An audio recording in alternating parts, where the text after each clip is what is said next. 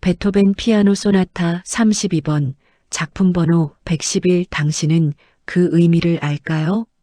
신혼 첫날 밤 레고를 가지고 놀던 그 여자가 잠든 채로 이런 말을 중얼거렸습니다. 저는 아버지의 40억 빚을 갚기 위해 재벌가의 바보 딸과 계약 결혼을 했습니다.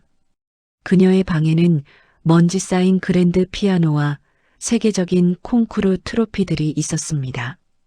5년 전 카네기홀 무대 붕괴 사고로 사라진 천재 피아니스트, 그녀가 바로 제 아내였습니다.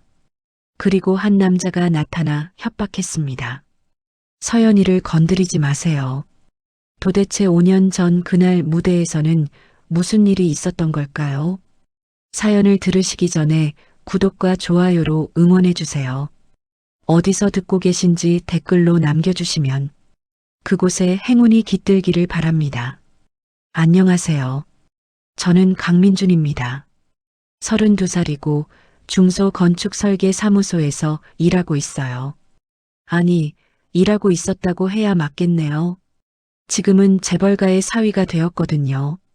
처음부터 말씀드리면 제 인생이 이렇게 무너질 줄은 정말 몰랐습니다. 평범한 가정에서 자란 평범한 아들이었거든요. 아버지께서는 작은 건설 회사를 운영하셨고 어머니는 제가 고등학생 때 돌아가셨습니다. 아버지와 단둘이 살면서 열심히 공부해서 건축학과에 들어갔고 졸업 후 설계사무소에 취직했어요. 평범하지만 나름 괜찮은 삶이었습니다. 3년째 사귀던 여자친구도 있었고 내년쯤 결혼 계획도 세우고 있었거든요. 그런데 석 달 전 모든 게 바뀌었습니다. 그날도 평소처럼 야근을 마치고 집에 돌아가는데 아버지께서 전화하셨어요. 목소리가 평소와 달랐습니다.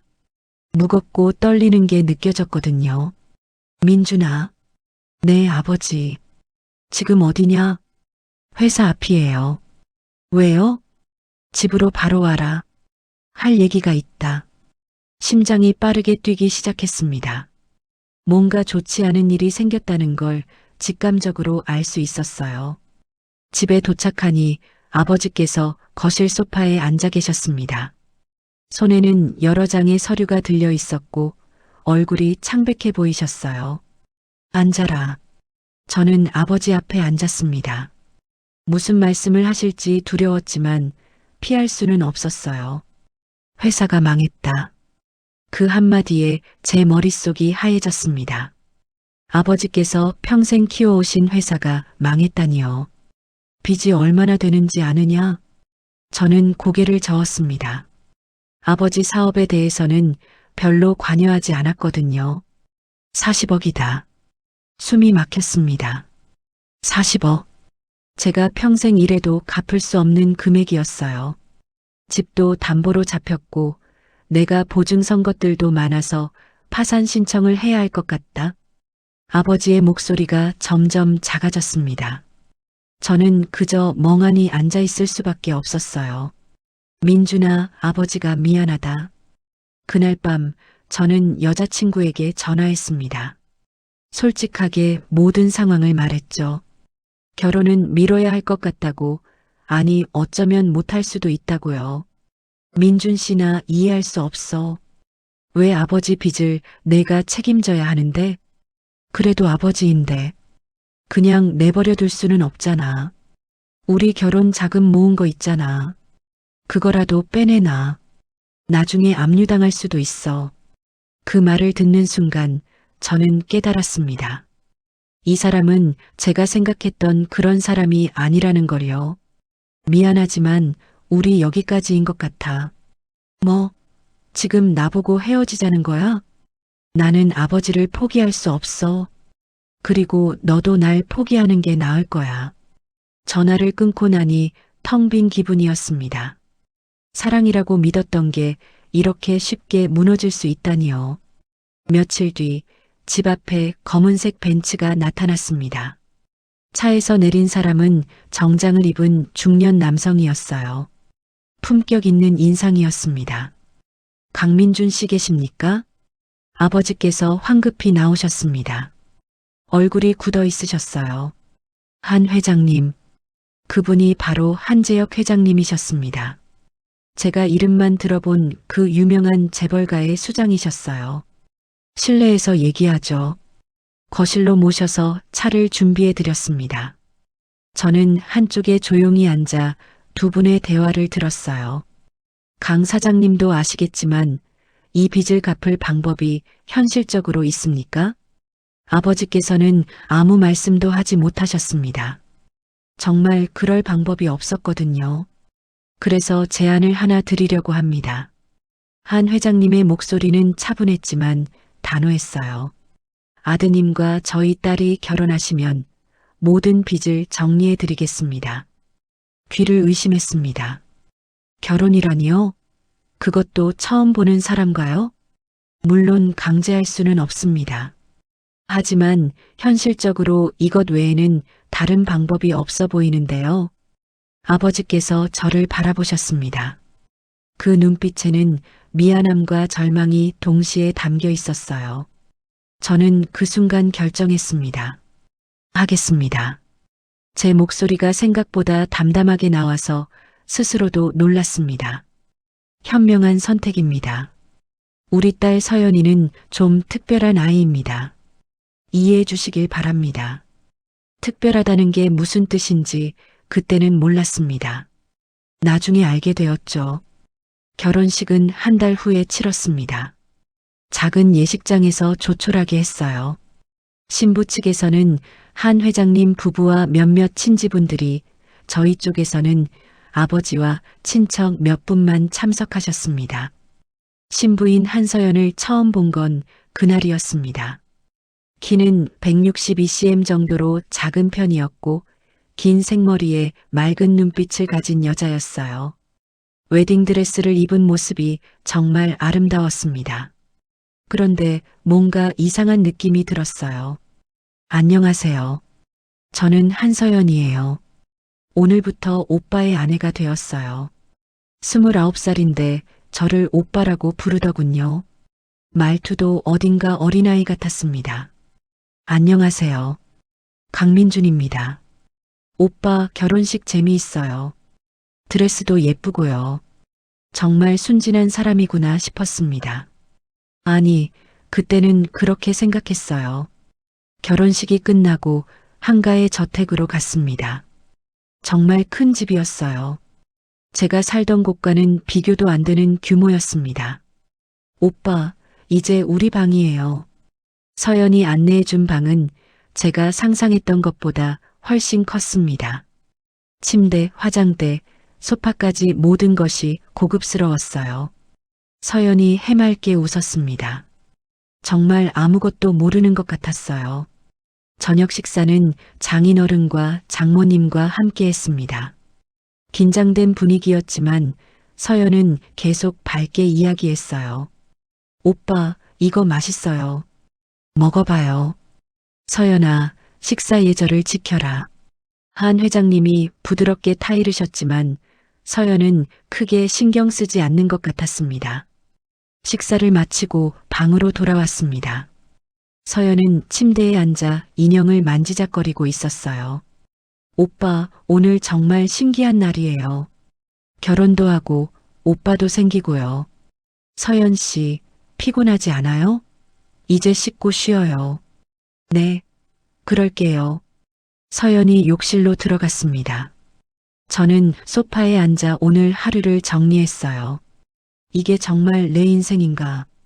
계약 결혼. 처음 보는 여자와의 첫날 밤. 그것도 뭔가 이상한 느낌을 주는 여자와요. 서연이 잠옷을 입고 나왔습니다. 머리를 풀어헤친 모습이 더 어려 보였어요. 오빠, 저 자도 돼요? 네, 편하게 쉬세요. 서연이 침대에 누웠습니다. 저는 소파에서 담요를 덮고 눈을 감았어요. 1시간쯤 지났을까요? 잠이 오지 않아서 뒤척이고 있는데 이상한 소리가 들렸습니다. 처음에는 뭔지 몰랐어요. 그런데 자세히 들어보니 서연의 목소리였습니다. 쇼팽 록턴 작품 번호 9-2 E플랫 장조 왼손 아르페지오는 페달 없이 레가토로. 저는 깜짝 놀라서 일어나 서연을 봤습니다. 서연은 잠들어 있었어요. 눈을 감고 규칙적으로 숨을 쉬고 있었습니다. 그런데 손가락이 움직이고 있었어요. 공중에서 무언가를 누르듯 마치 건반 위를 달리는 것처럼요. 템포 루바토 감정의 자유로운 흐름 프레이징은 4마디 단위로 전문적인 음악 용어들이었습니다. 낮에 그렇게 순진하게 굴던 사람이 어떻게 이런 말을 할 수 있을까요? 저는 조심스럽게 침대에 다가갔습니다. 서연의 얼굴을 자세히 봤어요. 표정은 평온했습니다. 잠들어 있는 게 맞았어요. 하지만 손가락은 계속 움직이고 있었고 입에서는 계속 전문적인 내용이 흘러나왔습니다. 리스트의 초절기교 손목의 유연성 옥타브 도약은 팔꿈치로. 정말 이해할 수 없었습니다. 이 여자는 대체 누구일까요? 1시간 정도 더 지나자 서연의 중얼거림이 멈췄습니다. 손가락 움직임도 사라지고 조용한 숨소리만 들렸어요. 저는 소파로 돌아갔지만 잠을 이룰 수 없었습니다. 이 여자 절대 단순한 사람이 아니야. 창밖으로 보이는 달빛이 유난히 밝게 느껴진 그 밤이었습니다. 다음 날 아침 서연은 여느 때처럼 해맑은 미소로 일어났습니다. 오빠 잘 잤어요? 어젯밤 일을 전혀 기억하지 못하는 것 같았어요. 하지만 저는 알고 있었습니다. 이 여자에게는 분명히 숨겨진 비밀이 있다는 것을요. 그리고 그 비밀을 밝혀내기 전까지는 저도 편하게 잠들 수 없을 것 같았습니다. 결혼한 지 일주일쯤 지났을 때였습니다. 저는 서연의 이중적인 모습을 계속 관찰하고 있었어요. 낮에는 정말 순진한 아이처럼 굴었거든요. 오빠, 이거 봐요. 레고로 집 만들었어요. 서연이 거실 바닥에 앉아 레고 블록들을 조립하고 있었습니다. 정말 집중해서 만드는 모습이 어린아이 같았어요. 잘 만들었네요. 오빠도 같이 만들어요. 재미있어요. 저는 어쩔 수 없이 서연 옆에 앉았습니다. 함께 레고를 조립하며 서연을 관찰했어요. 손놀림이 의외로 정교했습니다. 블록을 맞추는 속도도 빨랐고요. 서연 씨는 레고를 자주 해봤나 봐요. 네. 어릴 때부터 좋아했어요. 엄마가 사다 주셨거든요. 그런데 잠시 후 서연의 손이 멈췄습니다. 뭔가를 생각하는 것 같더니 만들던 것을 다시 분해하기 시작했어요. 왜 부숴요? 더 좋은 방법이 있을 것 같아서요. 서연은 다시 조립을 시작했습니다. 이번에는 설명서를 보지도 않고 자신만의 방법으로 만들었어요. 결과물은 원래 설계보다 더 정교했습니다. 어떻게 이렇게 잘 만들어요?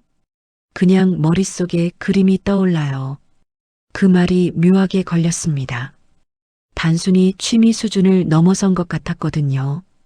오후에 서연은 소파에 앉아 만화책을 보고 있었습니다.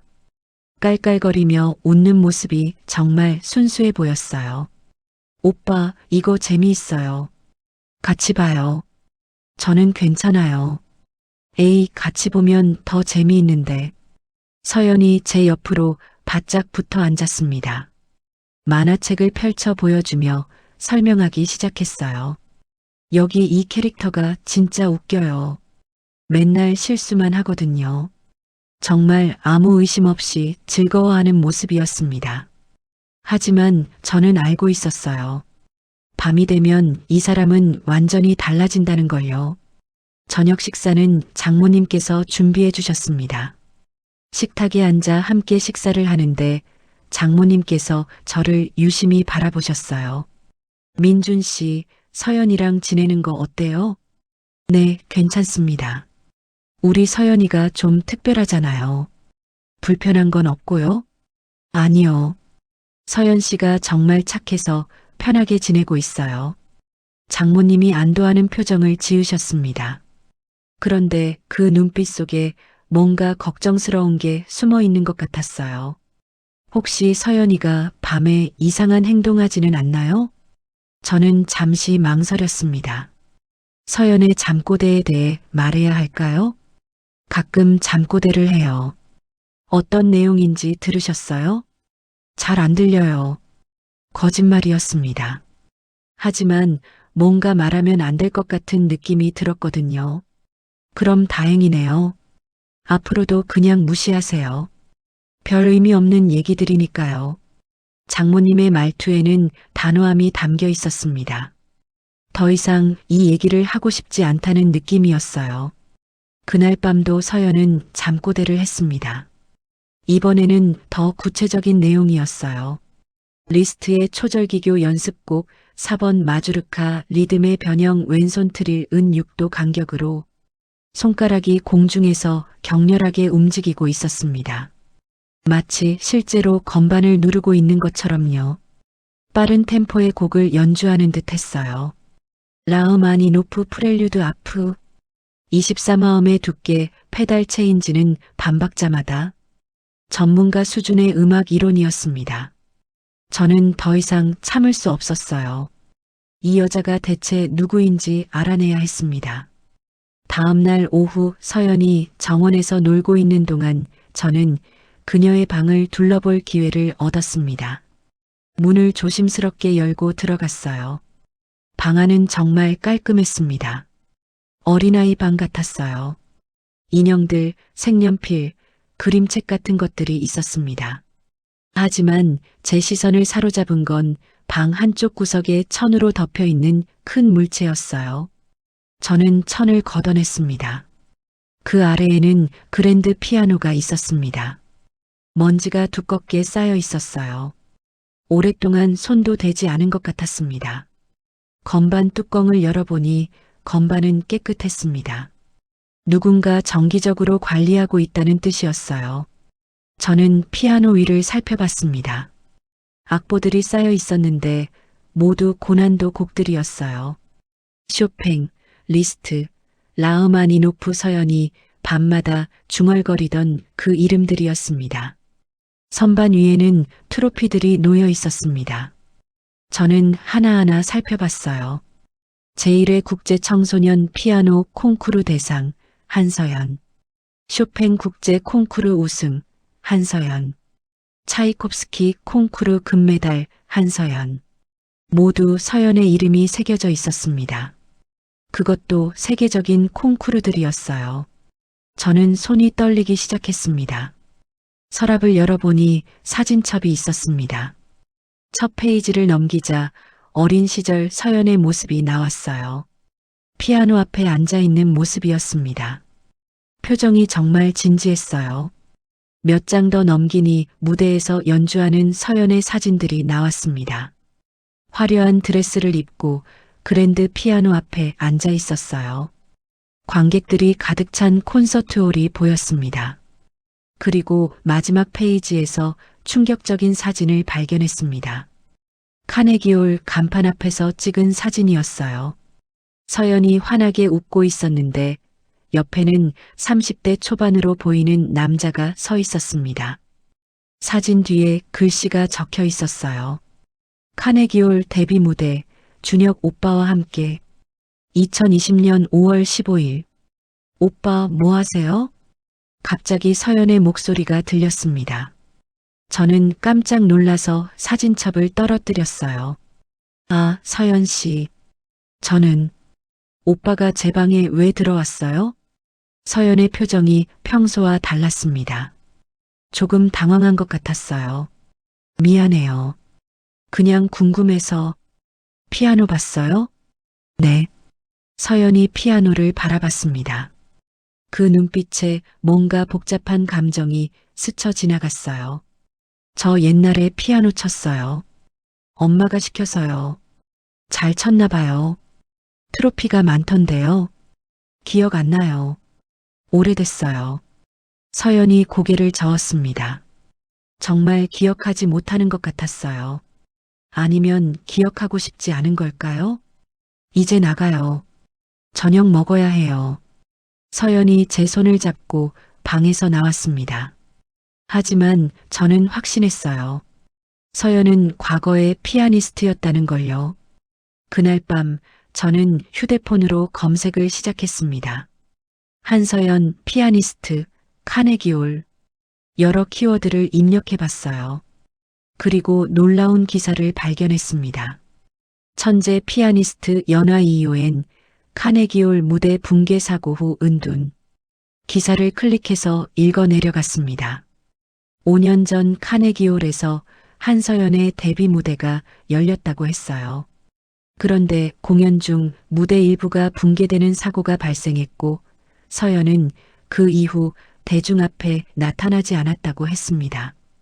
세계적인 천재 피아니스트로 불렸던 연은 사라졌고 사망설까지 돌았다는 내용도 있었어요. 유튜브에서 서연의 연주 영상을 찾아봤습니다.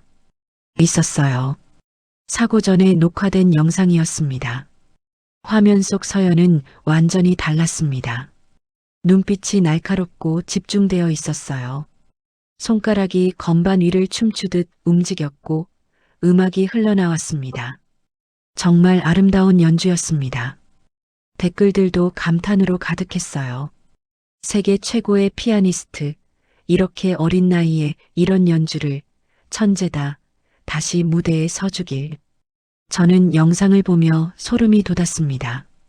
화면 속 그 여자와 지금 제 옆에서 자고 있는 여자가 같은 사람이라는 게 믿기지 않았거든요. 그때 서연이 또 잠꼬대를 시작했습니다. 카네기홀 천장이 무너져 무대가. 이번에는 목소리가 떨리고 있었습니다. 공포가 섞여 있었어요. 준혁 오빠 어디 갔어? 왜 날 두고? 손가락이 공중에서 격렬하게 움직이다가 갑자기 멈췄습니다. 그리고 서연이 울기 시작했어요. 잠든 채로 눈물을 흘리고 있었습니다. 저는 처음으로 서연을 안아줬습니다. 떨고 있는 그녀를 조심스럽게 안았어요. 괜찮아요. 이제 괜찮아요. 서연의 떨림이 조금씩 멈췄습니다. 제 품에 안긴 채로 다시 조용히 잠들었어요. 저는 그날 밤 잠을 이룰 수 없었습니다. 세계적인 천재 피아니스트였던 한서연. 그녀에게 무슨 일이 있었던 걸까요? 왜 지금은 어린아이처럼 살고 있는 걸까요? 그리고 사진 속 그 남자, 준혁이라는 사람은 누구일까요? 저는 각오를 다졌습니다. 서연의 과거를 알아내야 한다고요.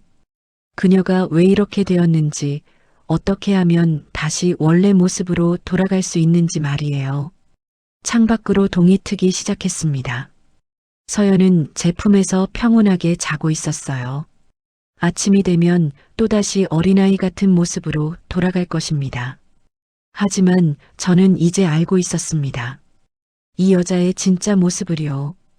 그리고 그녀를 지켜야 한다는 것도요. 다음 날 아침 서연은 여느 때처럼 밝은 모습으로 일어났습니다. 오빠 잘 잤어요?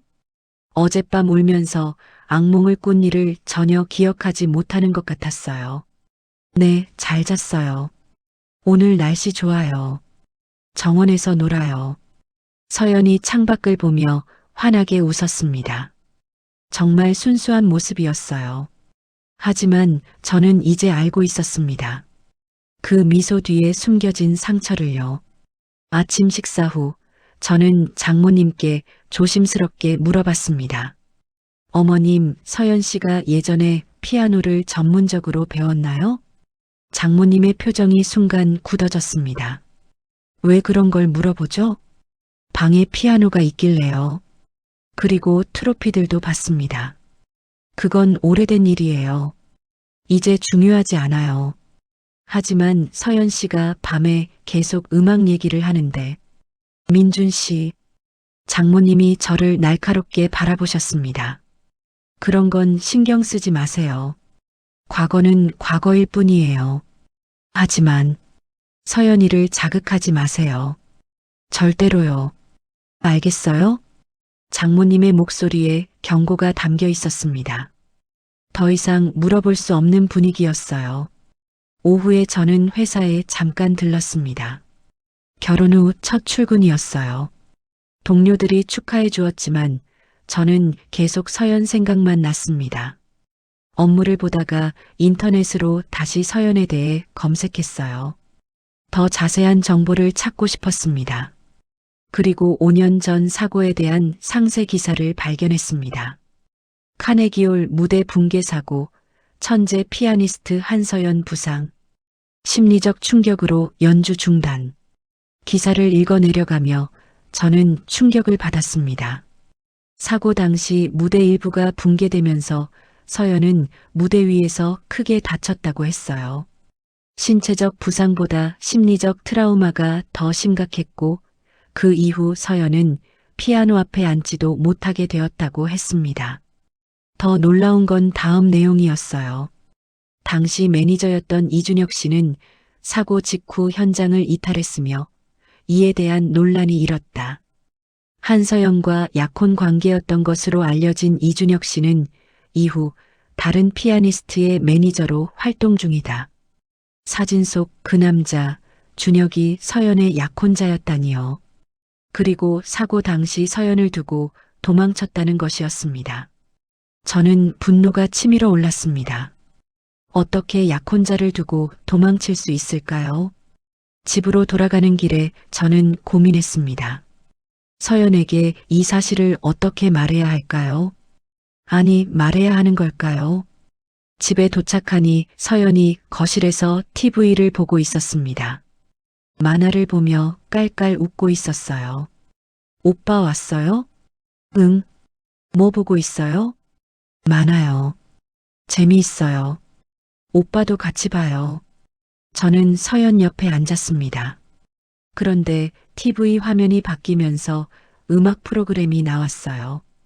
피아니스트가 무대에서 연주하는 장면이었습니다. 서연의 표정이 순간 굳어졌습니다. 오빠, 채널 바꿔요. 왜요?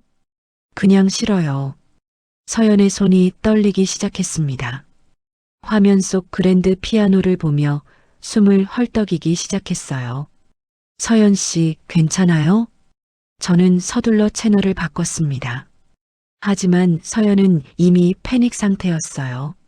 무대가 무너져 안 돼. 서연이 머리를 감싸쥐며 바닥에 주저앉았습니다.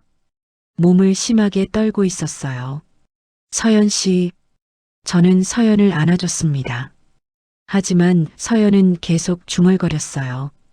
준혁 오빠 왜 날 두고 갔어? 무서워, 천장이 무너져. 처음으로 깨어있는 상태에서 과거를 기억하는 것 같았습니다. 트라우마가 되살아나고 있었어요. 괜찮아요. 저 여기 있어요. 안전해요. 제 목소리를 듣고 서연이 조금씩 진정되기 시작했습니다. 떨림이 멈추고 숨이 고르게 돌아왔어요. 오빠, 네, 여기 있어요. 서연이 제 품에서 조용히 울었습니다. 한참을 그렇게 울더니 천천히 눈을 감았어요. 그리고 다시 잠들었습니다. 저는 서연을 침대에 눕혔습니다. 땀에 젖은 이마를 닦아주고 이불을 덮어줬어요. 그때 방문이 열리며 장모님이 들어오셨습니다. 무슨 일이에요? TV에서 피아노 연주 장면이 나왔는데 서연 씨가 패닉 상태에 빠졌어요. 장모님의 얼굴이 창백해졌습니다. 그래서 뭐라고 했어요? 과거 얘기를 했어요. 무대가 무너졌다고 준혁이라는 사람이 자기를 두고 갔다고요. 준혁이 얘기를요? 장모님이 깊은 한숨을 쉬셨습니다. 민준 씨 앉으세요. 얘기 좀 해야겠어요. 저는 장모님 앞에 앉았습니다. 드디어 진실을 들을 수 있을 것 같았어요. 서연이는 원래 천재 피아니스트였어요. 세계적으로 유명했죠. 알고 있습니다. 인터넷에서 찾아봤어요. 그럼 사고에 대해서도 알겠네요. 장모님의 눈가가 붉어졌습니다. 5년 전 카네기홀 무대, 서연이 인생 최고의 날이 될 거라고 생각했어요. 근데 장모님이 말을 잊지 못하셨습니다. 무대가 붕괴됐죠.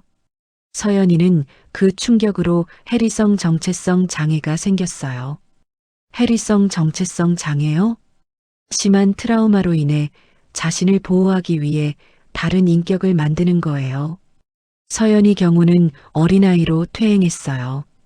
그제야 모든 게 이해되었습니다. 낮에 어린아이처럼 구는 건 트라우마를 피하기 위한 방어 기제였던 거예요. 그럼 밤에 잠꼬대로 음악 얘기를 하는 건 잠재의식 속 진짜 서연이에요. 완전히 사라진 건 아니거든요. 깊은 곳에 숨어 있는 거죠. 그리고 준혁이라는 사람은 이준혁? 서연이 약혼자이자 매니저였어요. 장모님의 목소리가 차갑게 변했습니다. 사고 당시 그 사람이 서연이를 버리고 도망쳤어요. 무대가 무너지는데 자기 혼자 살겠다고요. 어떻게 그럴 수가. 그 이후로 서연이는 더 심해졌어요. 사랑하는 사람한테 버림받았다는 충격까지 겹쳐서요. 저는 주먹을 꽉 쥐었습니다. 그 비겁한 남자 때문에 서연이 이렇게 된 거였습니다. 지금 그 사람은 뭐 하고 있어요? 다른 피아니스트 매니저 하면서 잘 먹고 잘 살죠. 뻔뻔하게. 그럼 서연 씨는 계속 이렇게 살아야 하나요? 의사 선생님 말로는 큰 감정적 충격이나 계기가 있으면 회복될 수도 있대요. 하지만 자칫 잘못하면 더 악화될 수도 있고요. 장모님이 저를 바라보셨습니다. 민준 씨에게 부탁이 있어요. 말씀하세요. 서연이를 자극하지 마세요. 피아노, 음악, 과거 얘기 절대로요. 서연이가 평온하게 사는 게 지금으로선 최선이에요. 하지만 그게 진짜 서연 씨는 아니잖아요. 알아요. 하지만 어쩔 수 없어요. 우리가 할 수 있는 건 서연이를 지켜주는 것뿐이에요. 장모님이 방을 나가셨습니다. 저는 잠든 서연을 바라봤어요. 평온한 얼굴로 자고 있었습니다. 하지만 그 안에는 고통받는 진짜 서연이 갇혀 있었어요. 그날 밤 서연은 또 잠꼬대를 했습니다. 치고 싶어, 피아노를 치고 싶어 하지만 무서워. 손가락이 공중에서 떨리며 움직였습니다. 치고 싶지만 두려워하는 마음이 느껴졌어요. 무대에 다시 서고 싶어 하지만 또 무너지면 또 버림받으면 서연의 목소리에 절망이 가득했습니다. 저는 서연의 손을 잡아줬어요. 그 순간 결심했습니다. 서연을 원래 모습으로 돌려놓겠다고요. 장모님은 자극하지 말라고 하셨지만 이대로 둘 수는 없었습니다. 진짜 서연이 갇혀서 고통받고 있는데 그냥 지켜만 볼 수는 없었어요. 며칠 후 저는 도서관에서 해리성 정체성 장애에 대한 책들을 빌렸습니다. 밤마다 공부했어요. 어떻게 하면 서연을 도울 수 있을지 알고 싶었습니다. 책에는 이렇게 나와 있었습니다. 트라우마의 근원을 직면하고 극복하는 것이 회복의 열쇠라고요. 하지만 그 과정이 매우 위험할 수 있다고도 했습니다. 저는 고민했습니다. 위험을 감수할 가치가 있을까요? 하지만 서연의 잠꼬대를 들을 때마다 마음이 아팠어요. 음악을 다시 하고 싶어, 무대에 서고 싶어 하지만 무서워. 서연의 진짜 마음이었습니다. 꿈을 포기하고 싶지 않지만 두려움 때문에 갇혀 있는 거였어요. 저는 결심했습니다. 서연을 도와야 한다고요. 어떻게든 그녀가 다시 피아노 앞에 앉을 수 있게 해주고 싶었습니다.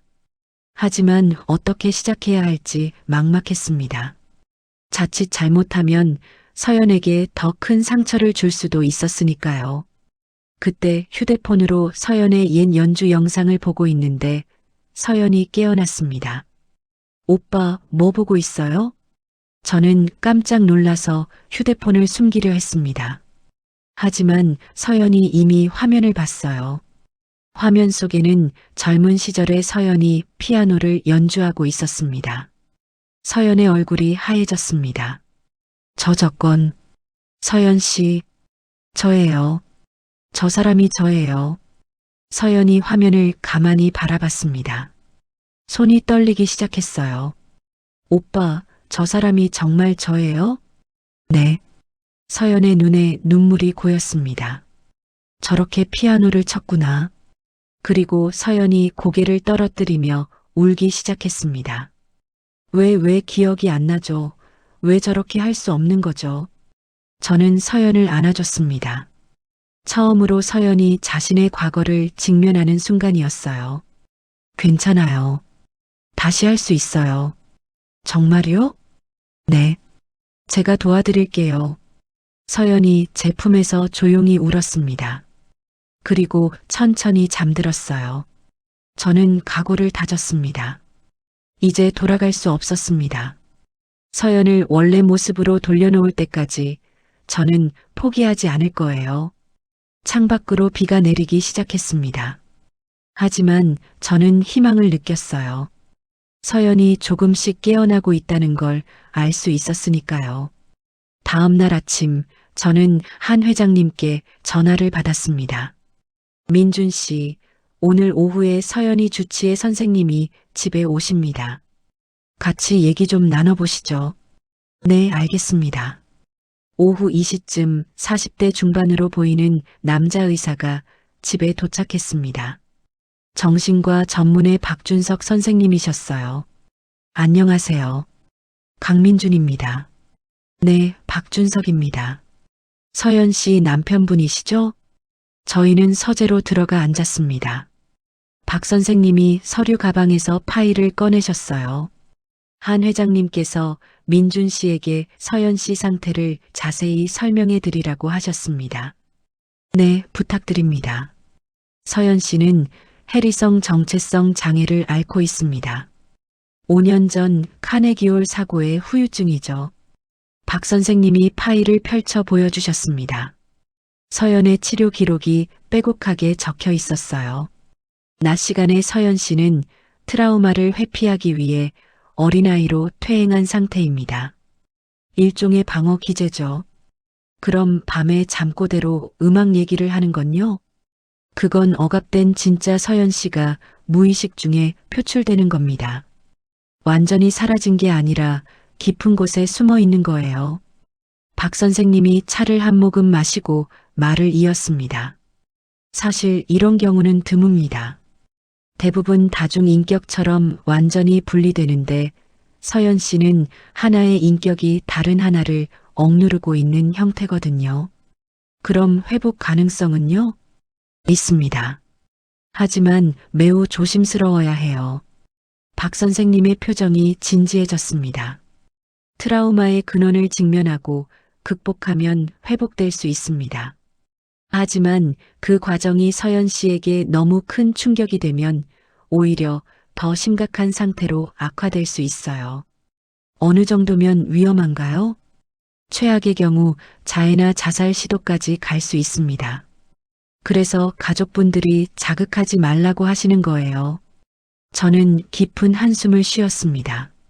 생각보다 심각했어요. 그럼 평생 이렇게 살아야 한다는 건가요?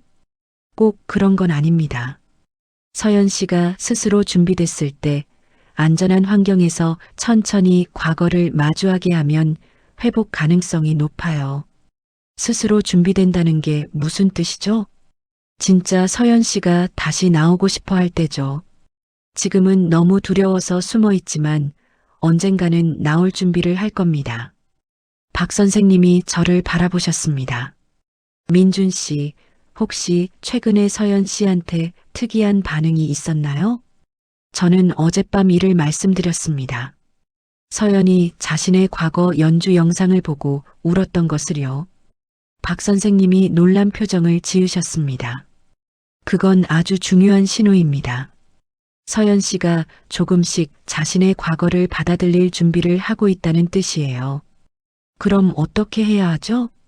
천천히 아주 조심스럽게 음악을 접하게 해주세요. 강제로는 절대 안 됩니다. 서연 씨가 편안하게 느낄 수 있는 환경에서 자연스럽게요. 박 선생님이 명함을 건네주셨습니다. 무슨 일 있으면 언제든 연락하세요. 그리고 절대로 무리하지 마세요. 서연 씨의 속도에 맞춰주는 게 중요합니다. 박 선생님이 돌아가신 후 저는 많은 생각을 했습니다. 서연을 도울 수 있다는 희망이 생겼지만 동시에 책임감도 무거워졌어요. 저녁 무렵 서연이 거실에서 그림을 그리고 있었습니다. 크레용으로 알록달록한 그림을 그리고 있었어요. 오빠 봐요. 꽃밭 그렸어요. 예쁘네요. 저는 서연 옆에 앉았습니다. 그리고 조심스럽게 휴대폰을 꺼냈어요. 클래식 음악 재생 목록을 찾아서 조용한 곡을 골랐습니다. 쇼팽의 녹턴이 흘러나왔습니다. 아주 작은 볼륨으로요. 서연이 그림 그리는 손을 멈췄습니다. 오빠, 이거 뭐예요? 음악이요. 예쁘죠? 응. 서연이 음악을 듣더니 고개를 갸우뚱했습니다. 뭔가 익숙한 느낌이 드는 것 같았어요. 이 음악 들어본 것 같아요. 그럴 수도 있죠. 서연의 손가락이 무의식적으로 움직이기 시작했습니다.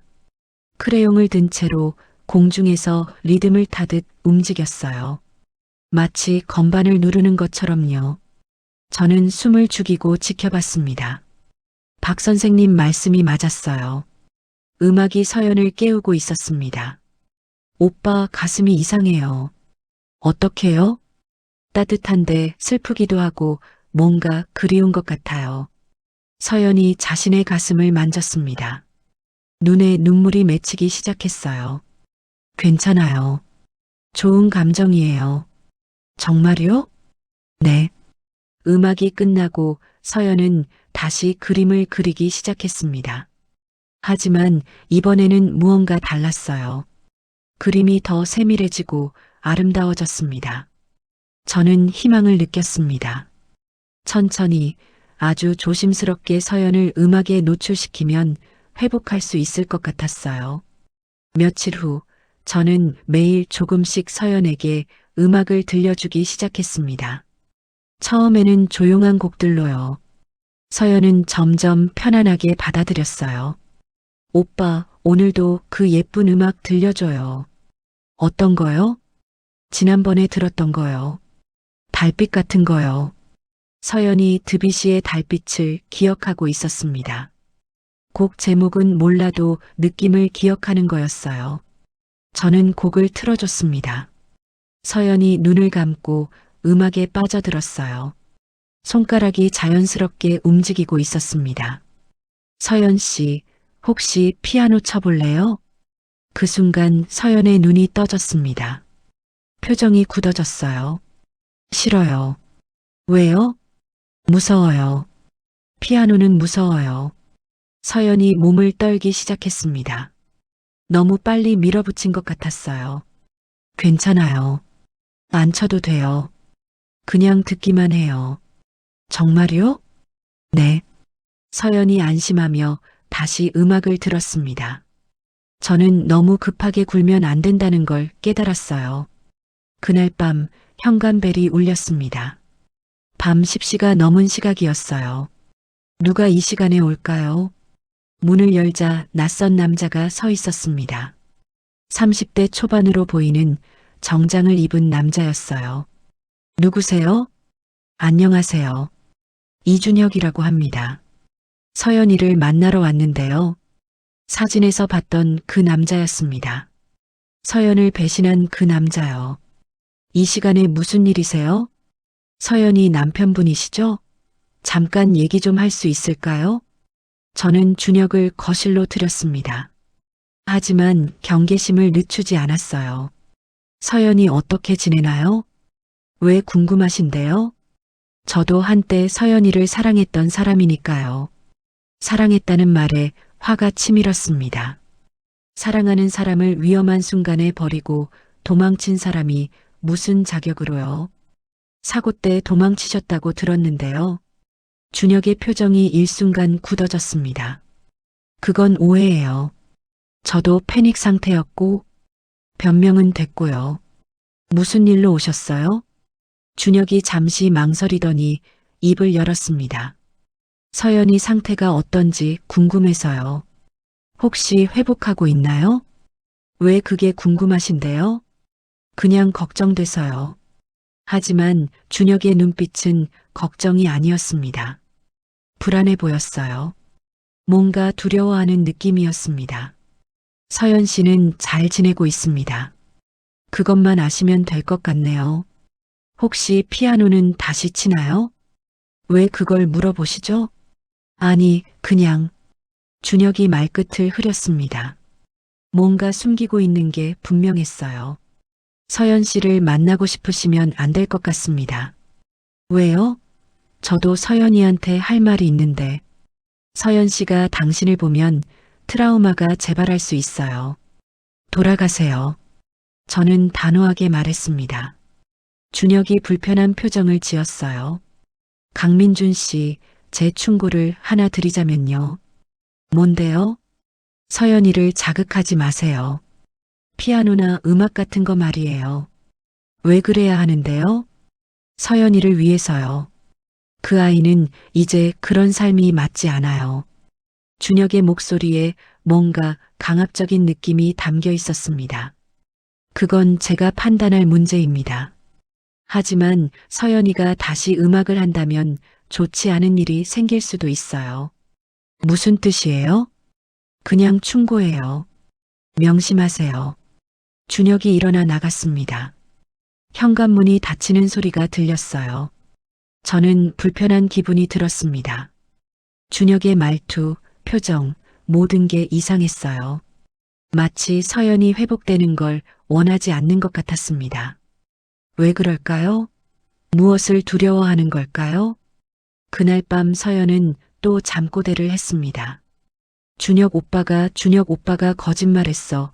사고가 아니었어. 저는 귀를 기울였습니다. 사고가 아니었다니 무슨 뜻일까요? 무대를 고의로 안전검사를 하지 않았어. 서연의 말에 충격을 받았습니다. 혹시 그 사고가 단순한 사고가 아니었다는 건가요? 돈 보험금 준혁 오빠가. 서연의 목소리가 점점 작아졌습니다. 하지만 저는 충분히 들었어요. 다음 날 아침 저는 5년 전 사고에 대해 다시 조사하기 시작했습니다. 인터넷에서 관련 기사들을 찾아봤어요. 그리고 의심스러운 점을 발견했습니다. 사고 직후 무대 안전 검사 기록이 누락되었다는 기사가 있었어요. 당시 매니저였던 이준혁이 검사를 담당했는데 기록이 없었다는 겁니다. 더 찾아보니 서연에게는 고액의 보험이 들어 있었고 수혜자가 이준혁으로 되어 있었다는 정보도 있었습니다. 모든 퍼즐이 맞춰지기 시작했습니다. 준혁이 보험금을 노리고 의도적으로 안전검사를 누락했고 사고가 나자 도망쳤다는 것이었습니다. 그리고 지금 서연이 회복되면 그 진실이 밝혀질까봐 두려워하는 거였어요. 저는 분노가 치밀었습니다. 어떻게 사람이 그럴 수 있을까요? 사랑한다던 사람을 돈 때문에 희생시키다니요. 저는 각오를 다졌습니다. 반드시 서연을 회복시키고 준혁의 죄를 밝혀내겠다고요. 하지만 조심해야 했습니다. 준혁이 무슨 짓을 할지 모르니까요. 서연이 거실에서 음악을 듣고 있었습니다. 평화로운 얼굴이었어요. 오빠, 이 음악 정말 좋아요. 그래요? 다행이네요. 저는 서연을 지켜볼 거예요. 그리고 천천히 안전하게 회복시킬 거예요. 준혁이 무슨 짓을 하든 저는 서연을 지킬 겁니다. 창밖으로 햇살이 들어왔습니다. 서연의 머리카락이 반짝였어요. 저는 희망을 느꼈습니다. 우리는 잘 될 거예요. 반드시요. 준혁이 다녀간 후 일주일쯤 지났을 때였습니다. 저는 계속해서 서연에게 조심스럽게 음악을 들려주고 있었어요. 서연도 점점 편안하게 받아들이고 있었습니다. 오빠, 오늘은 어떤 음악 들려줄 거예요? 쇼팽 발라드 1번이요. 들어볼래요? 응, 좋아요. 서연이 소파에 앉아 음악을 들었습니다. 눈을 감고 손가락이 자연스럽게 움직였어요. 예전보다 훨씬 자연스러웠습니다. 곡이 끝나자 서연이 눈을 떴습니다. 오빠, 이 음악 제가 쳤던 것 같아요. 그럴 수도 있죠. 아니, 정말이에요. 느낌이 나요. 손가락에서요. 서연이 자신의 손을 바라봤습니다. 손가락을 하나씩 움직여보며 신기해했어요. 이 손가락들이 기억하고 있는 것 같아요. 저는 가슴이 뛰었습니다. 서연이 조금씩 깨어나고 있었어요. 서연 씨, 혹시 피아노 한번 만져볼래요? 치는 게 아니라 그냥 만져만 보는 거예요. 서연이 잠시 망설이더니 고개를 끄덕였습니다. 무섭지만 해볼게요. 저는 서연을 2층에 있는 그녀의 방으로 데려갔습니다. 먼지 덮인 그랜드 피아노가 그대로 있었어요. 천천히요. 무섭면 언제든 그만해도 돼요. 서연이 떨리는 손으로 피아노에 다가갔습니다. 한 걸음 한 걸음 조심스럽게요. 피아노 앞에 서자 서연이 숨을 크게 들이쉬었습니다. 오빠 손 잡아줘요. 저는 서연의 손을 꼭 잡아줬습니다. 서연이 천천히 다른 손을 뻗어 건반 덮개에 손을 얹었어요. 차가워요. 괜찮아요. 천천히요. 서연이 건반 덮개를 조금 열었습니다. 검은색과 흰색 건반이 드러났어요. 그 순간 서연의 손이 멈췄습니다. 몸이 떨리기 시작했어요. 무서워요. 무대가 무너지는 게 보여요. 괜찮아요. 저 여기 있어요. 하지만 서연의 떨림은 멈추지 않았습니다. 이마에 식은땀이 맺혔어요. 오빠 못하겠어요. 알았어요. 그만해요. 저는 서연을 피아노에서 떨어뜨렸습니다. 서연이 제 품에 안겨 떨고 있었어요. 잘했어요. 정말 잘했어요. 피아노 앞까지 간 것만으로도 대단해요. 정말요? 네. 서연이 조금씩 진정되었습니다. 하지만 저는 알 수 있었어요. 트라우마가 아직 너무 강하다는 걸요. 며칠 후 제가 회사에서 일하고 있을 때 낯선 번호로 전화가 왔습니다. 여보세요? 강민준 씨죠? 이준혁입니다. 준혁이었습니다. 저는 표정이 굳어졌어요. 무슨 일이세요? 만나서 얘기 좀 하고 싶습니다. 중요한 제안이 있어요. 제안이요? 네. 오늘 저녁 6시에 명동 카페 라떼에서 뵙시죠. 꼭 오셔야 합니다. 준혁이 일방적으로 말하고 전화를 끊었습니다.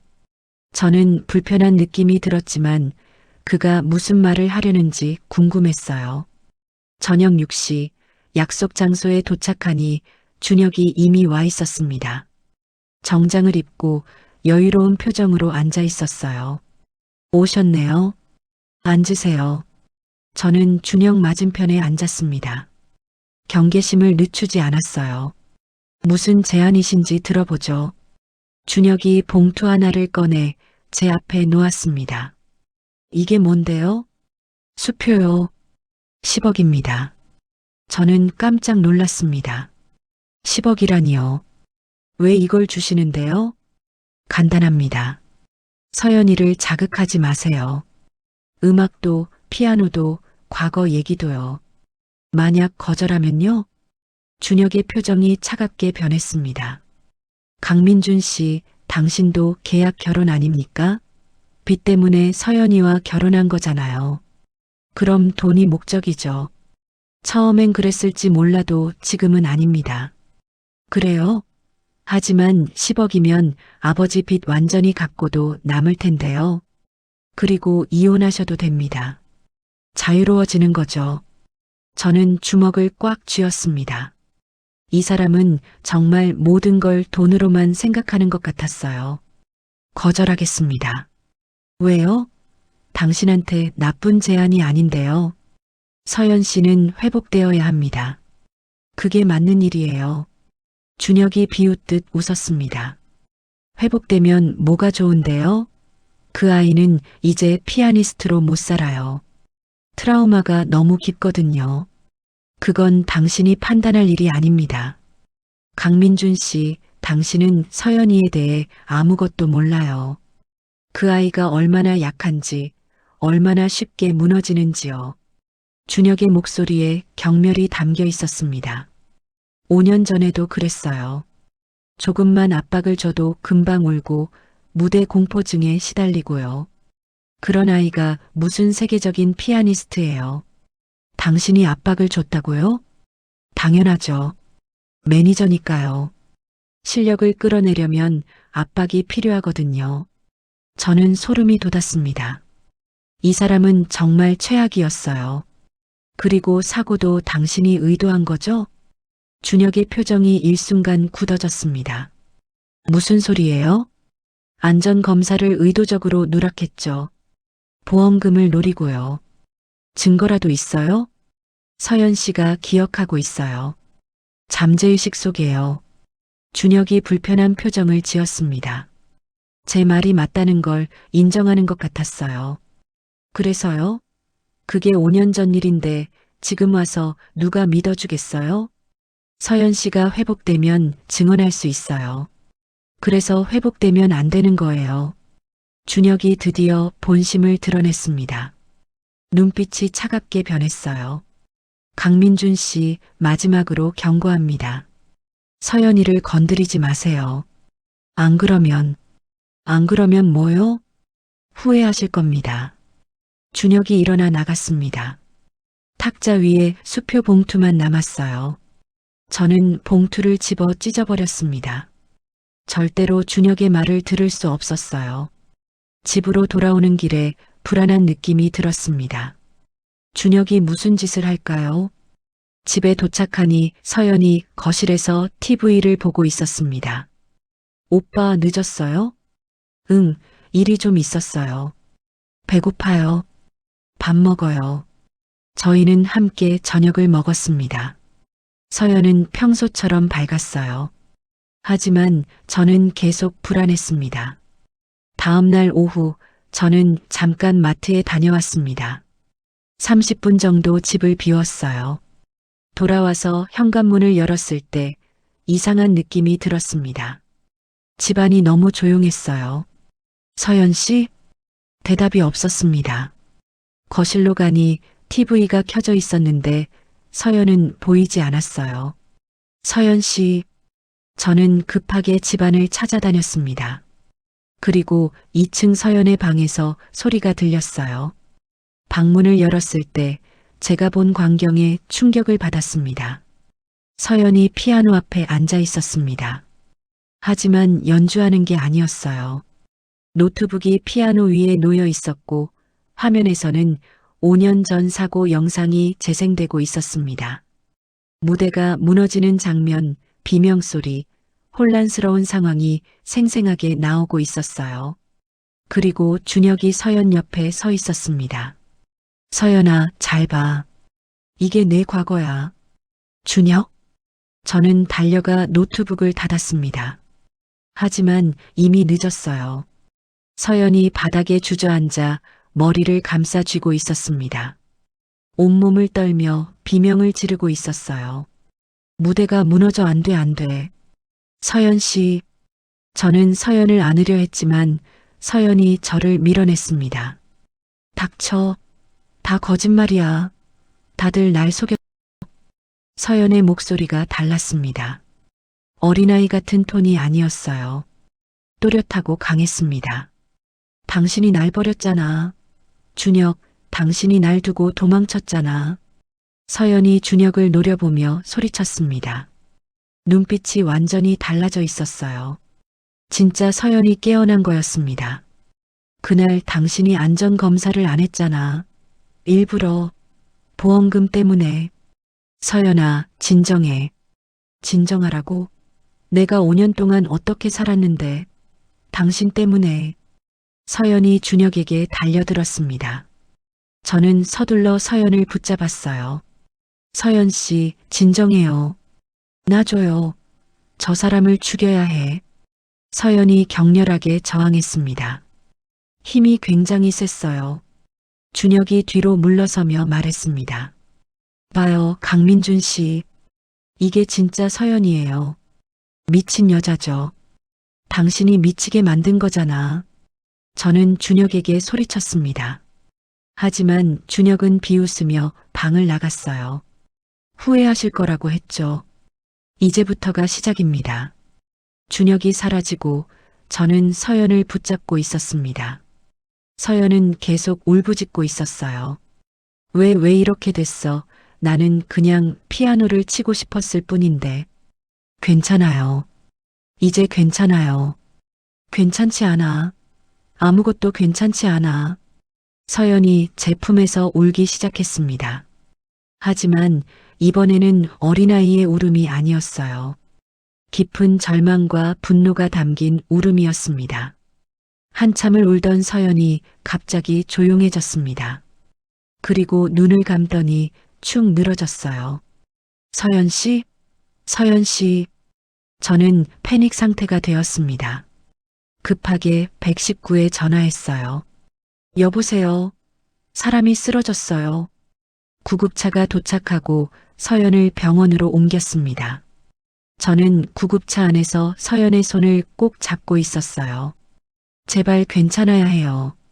병원에 도착해서 응급실로 들어갔습니다. 의사들이 서연을 진찰하고 있었어요. 한참 후 박준석 선생님이 오셨습니다. 민준 씨, 무슨 일이에요? 저는 오늘 일어난 일을 모두 말씀드렸습니다. 박 선생님의 표정이 심각해졌어요. 최악이네요. 서연 씨가 준비도 안 된 상태에서 트라우마를 직면하게 된 거예요. 서연 씨는 괜찮을까요? 지금은 정신적 충격으로 의식을 잃은 상태예요. 깨어나면 어떻게 될지 모르겠습니다. 무슨 뜻이에요? 진짜 서연 씨가 계속 깨어 있을 수도 있고 아니면 더 심하게 퇴행할 수도 있어요. 최악의 경우. 박 선생님이 말을 잇지 못하셨습니다. 저는 무너질 것 같았습니다.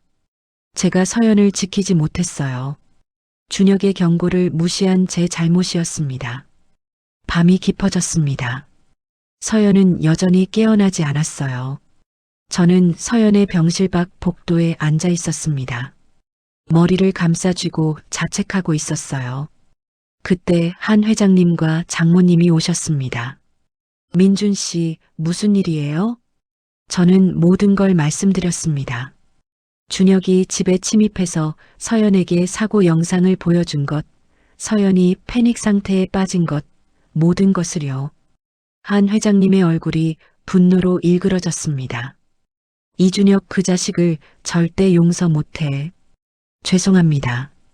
제가 서연 씨를 지키지 못했어요. 장모님이 제 어깨에 손을 얹으셨습니다. 민준 씨 잘못이 아니에요. 우리가 더 조심했어야 했어요. 새벽 2시쯤 병실에서 소리가 들렸습니다. 저는 급하게 들어갔어요. 서연이 깨어나고 있었습니다. 천천히 눈을 떴어요. 서연 씨, 서연이 저를 바라봤습니다. 그런데 눈빛이 이상했어요. 텅 비어 있었습니다. 서연 씨, 저예요. 민준이에요. 서연이 아무 반응이 없었습니다. 그저 천장을 멍하니 바라보고 있었어요. 서연아. 장모님이 다가갔지만 서연은 아무 반응이 없었습니다. 박 선생님이 급하게 들어와 서연을 진찰했습니다. 이런 최악의 시나리오네요. 무슨 뜻이에요? 서연 씨가 완전히 자신의 내면으로 들어가 버렸어요. 외부 자극에 아무 반응이 없습니다. 저는 절망했습니다. 서연이 더 심한 상태가 된 거였어요. 그리고 이 모든 게 준혁 때문이었습니다. 저는 각오를 다졌습니다. 반드시 서연을 되찾을 거예요. 그리고 준혁의 죄를 밝혀낼 거예요. 창밖으로 동이 트고 있었습니다. 하지만 저에게는 가장 어두운 아침이었어요. 서연이 깨어난 지 일주일이 지났습니다. 하지만 상태는 전혀 나아지지 않았어요. 병원 침대에 누워 천장만 바라보고 있었습니다. 밥도 제대로 먹지 않았어요. 간호사가 억지로 먹여야 겨우 몇 숟갈 넘겼습니다. 서연 씨, 저예요. 민준이에요. 제 목소리 들려요? 아무 대답이 없었습니다. 눈동자도 움직이지 않았어요. 마치 영혼이 빠져나간 것 같았습니다. 박준석 선생님이 매일 와서 진찰했지만 별 진전이 없었어요. 민준 씨, 서연 씨가 스스로 마음의 문을 닫아버렸어요. 너무 큰 충격을 받은 거죠. 그럼 어떻게 해야 해요? 기다리는 수밖에 없습니다. 서연 씨가 스스로 나올 준비가 될 때까지요. 얼마나 걸릴까요? 알 수 없어요. 몇 달이 될 수도, 몇 년이 될 수도 있습니다. 저는 절망했습니다. 제 잘못이었어요. 제가 서연을 제대로 지키지 못했습니다. 사흘째 되는 날, 한 회장님이 병실로 오셨습니다. 얼굴이 굳어 있으셨어요. 민준 씨, 밖에서 얘기 좀 합시다. 저는 회장님을 따라 복도로 나갔습니다. 불길한 느낌이 들었어요. 민준 씨, 솔직히 말하겠습니다. 네. 당신이 서연이를 더 악화시킨 것 같아요. 죄송합니다. 죄송하다고 될 일이 아닙니다. 우리 딸이 저렇게 됐어요. 한 회장님의 목소리에 분노가 섞여 있었습니다. 당신이 음악을 들려주고 피아노를 만지게 하고 그런 짓을 안 했으면 이렇게 안 됐을 거예요. 하지만 서연 씨를 회복시키려고. 회복? 보세요. 이게 회복입니까? 전보다 더 심해졌잖아요. 저는 아무 말도 할 수 없었습니다. 회장님 말씀이 맞았으니까요. 민준 씨, 이혼합시다. 네. 서연이는 전문 요양시설에 보낼 겁니다.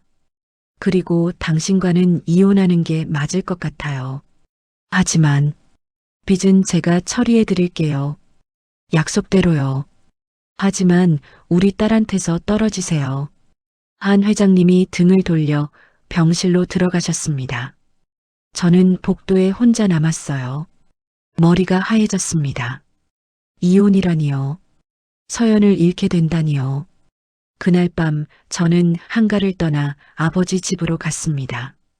짐을 싸서 나왔어요. 민준아, 무슨 일이냐? 아버지, 미안해요. 다 망쳤어요. 저는 아버지께 모든 걸 말씀드렸습니다. 서연의 상태, 한 회장님의 이혼 요구, 모든 것을요. 그래도 빚은 갚아주신다는 거 아니냐? 네, 하지만 그게 중요한 게 아니에요. 그럼 뭐가 중요한데? 서연 씨가 중요해요. 전 서연 씨를 사랑하게 됐어요. 아버지가 놀란 표정을 지으셨습니다. 계약 결혼인 줄 알았는데. 처음엔 그랬어요. 하지만 이제 아니에요. 서연 씨 없이는 못 살아요. 저는 소파에 주저앉았습니다. 모든 게 무너진 기분이었어요. 며칠 동안 저는 아무것도 하지 못했습니다. 회사도 안 나갔어요. 그냥 방에 누워만 있었습니다. 밤마다 서연 생각이 났습니다. 혼자 병실에 누워 천장만 바라보고 있을 서연을요. 일주일째 되는 날 밤 저는 결심했습니다. 한 번만 더 서연을 보고 싶었어요. 마지막으로요. 밤 11시쯤 저는 한가로 몰래 들어갔습니다. 뒷문 비밀번호를 알고 있었거든요. 조용히 2층으로 올라갔습니다. 서연의 방이 있는 쪽으로요. 회장님이 서연을 퇴원시켜서 집에서 요양하게 하셨다는 걸 장모님께 들었습니다. 서연의 방문을 조심스럽게 열었습니다. 어둠 속에서 침대에 누운 서연의 모습이 보였어요. 저는 침대 옆에 앉았습니다. 서연의 손을 잡았어요. 서연 씨, 저예요. 민준이에요. 서연은 여전히 아무 반응이 없었습니다. 눈을 뜨고 천장만 바라보고 있었어요. 미안해요. 제가 서연 씨를 지키지 못했어요. 제 욕심 때문에 서연 씨를 다치게 했어요. 눈물이 났습니다. 서연의 손을 꼭 잡고 울었어요. 사랑해요. 정말 사랑해요. 처음엔 의무감이었지만 이제는 진심이에요. 한참을 울고 있는데 갑자기 서연이 일어나기 시작했습니다. 서연 씨? 하지만 서연은 눈을 감고 있었어요. 잠든 상태였습니다. 서연이 침대에서 내려와 피아노 쪽으로 걸어갔습니다. 마치 몽유병처럼요. 저는 놀라서 뒤따라갔습니다. 서연이 피아노 의자에 앉았어요. 그리고 손가락을 들어 올렸습니다. 건반 위에 손을 올렸어요. 하지만 소리가 나지 않았습니다. 손가락이 건반을 누르지 않고 그냥 위에서 움직이기만 했거든요. 쇼팽 발라드 1번. 서연이 잠든 채로 중얼거리기 시작했습니다. 손가락은 공중에서 격렬하게 움직이고 있었어요. 치고 싶어, 정말 치고 싶어 하지만 서연의 목소리에 간절함이 담겨 있었습니다. 손가락이 떨리며 움직였어요. 마치 실제로 연주하는 것처럼요. 무대에 다시 서고 싶어, 음악을 사랑해. 저는 가슴이 뭉클했습니다. 서연이 아직 살아 있었어요. 내면 깊은 곳에서 여전히 음악을 갈망하고 있었습니다. 저는 휴대폰을 꺼내 영상을 찍기 시작했습니다. 서연의 손가락 움직임, 표정, 모든 것을요. 3분 정도 영상을 찍었습니다. 서연의 손가락이 아름답게 움직이는 모습이 담겼어요. 그리고 서연이 천천히 손을 내렸습니다. 한숨을 쉬며 다시 침대로 걸어가 누웠어요. 저는 서연을 이불로 덮어주고 조용히 방을 나왔습니다. 집으로 돌아오는 길에 영상을 다시 봤습니다. 희망이 보였어요. 서연은 아직 포기하지 않았습니다. 저도 포기할 수 없었어요. 반드시 서연을 되찾을 거예요. 다음 날 저는 박준석 선생님께 전화했습니다. 선생님, 어젯밤에 신기한 일이 있었어요. 영상을 보여드렸습니다. 박 선생님이 놀란 표정을 지으셨어요. 이건 놀라운데요. 서연 씨의 무의식이 여전히 음악을 원하고 있어요. 그럼 회복 가능성이 있다는 거죠? 네. 하지만 조심해야 해요. 한 회장님 허락 없이 서연 씨를 만나면 안 됩니다. 알고 있어요. 하지만 서연 씨를 포기할 수 없어요. 그날 오후 낯선 번호로 전화가 왔습니다. 강민준 씨죠? 박 기자입니다. 음악 전문 기자인데요. 네, 무슨 일이세요? 한서연 씨에 대한 기사를 쓰려고 하는데 인터뷰 가능하신가요? 어떻게 제 번호를 아셨어요? 이준혁 씨한테 받았습니다. 서연 씨 남편분 연락처 좀 달라고 했더니 주더라고요. 준혁이었습니다. 또 무슨 짓을 하려는 걸까요? 죄송하지만 인터뷰는 어렵습니다. 그래요? 그럼 이준혁 씨 말만 듣고 기사 쓰면 되겠네요. 한서연 완전히 회복 불가능 상태라고 들었는데. 뭐라고요? 이준혁 씨가 그러던데요. 서연 씨가 이제 평생 저 상태로 살 거라고요. 저는 분노가 치밀었습니다. 준혁이 또 서연을 해치려 하고 있었어요. 기사 쓰지 마세요. 사실이 아닙니다. 하지만 이준혁 씨가 전 약혼자잖아요. 믿을 만한 증언 아닌가요? 그 사람 말은 믿으면 안 됩니다. 전화를 끊고 저는 주먹을 쥐었습니다. 준혁이 서연의 명예까지 짓밟으려 하고 있었어요. 그날 밤 준혁에게서 문자가 왔습니다. 강민준 씨, 서연이 밤에 피아노 치는 거 봤죠? 영상도 찍었고요. 조심하세요. 그 영상이 퍼지면 서연이 더 위험해질 수 있어요. 소름이 돋았습니다. 준혁이 어떻게 알았을까요? 혹시 감시하고 있었던 걸까요? 그리고 또 다른 문자가 왔습니다. 마지막 경고입니다. 서연이한테서 손 떼세요. 안 그러면 서연이가 정말 위험해질 겁니다. 협박이었습니다. 하지만 저는 굴복할 수 없었어요. 다음 날 저는 한 회장님께 전화를 드렸습니다. 회장님, 저 민준입니다. 무슨 일인가? 이혼은 못하겠습니다. 서연 씨를 사랑합니다. 포기할 수 없어요. 민준 씨, 우리 딸 상태 보셨죠? 당신 때문에 저렇게 됐어요. 알고 있습니다. 제 잘못입니다. 하지만 저만이 서연 씨를 치료할 수 있어요. 무슨 근거로 그런 말을? 서연 씨가 아직 살아있어요. 내면에서 음악을 원하고 있어요. 증거라도 있나? 저는 어젯밤 영상을 보내드렸습니다. 한 회장님이 한참 동안 말씀이 없으셨어요. 이게 정말 어젯밤이야? 네. 서연 씨는 아직 포기하지 않았어요. 우리도 포기하면 안 됩니다. 한 회장님이 깊은 한숨을 쉬셨습니다. 민준 씨, 일주일만 시간을 드리겠습니다. 그 안에 서연이를 깨우세요. 못하면 이혼하는 겁니다. 알겠습니다. 전화를 끊고 저는 각오를 다졌습니다. 일주일. 그 안에 서연을 깨워야 했습니다. 그날 밤 준혁에게서 또 전화가 왔습니다. 강민준 씨, 한 회장님한테 영상 보냈다고 들었어요. 당신이랑 무슨 상관이에요? 많죠. 서연이가 회복되면 내 인생이 망가지거든요. 그래서 계속 방해하는 거군요. 방해가 아니라 현실을 알려주는 거예요.